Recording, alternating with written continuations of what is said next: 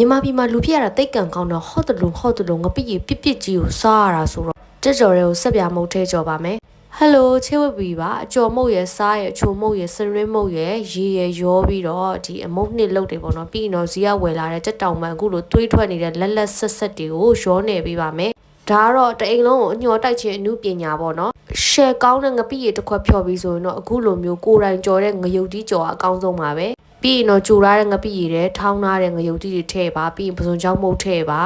ငပိရည်နဲ့လိုက်ဖက်ဆုံးကတော့ဟောဒီတက်ကြော်ပဲတက်ကြော်မုံနဲ့ကြော်တဲ့ရတာရှယ်ပဲ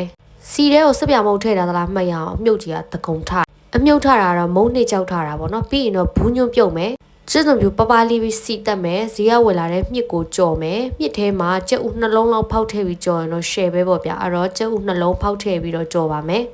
အဲ့တော့ခေါင်းကြီးလိုပဲစဉ်းစားကြည့်ကြက်ကြော်ပူလေးရယ်ဘူးညွန့်ပြုတ်လေးရယ်ရှယ်ဖြော်ထားတဲ့ငပိရယ်ပြစ်နှစ်ရယ်ပြီးရင်မြစ်ကြော်ကြက်ဥလေးနဲ့ရယ်ဆိုအိုးထမင်းကိုနဲဆိုင်ရှယ်ပဲပေါ့နော်အားလုံးပဲနောက်ဗီဒီယိုတွေမှာပြန်လည်ဆုံတွေ့ပါမယ်ကျေးဇူးတင်ပါတယ်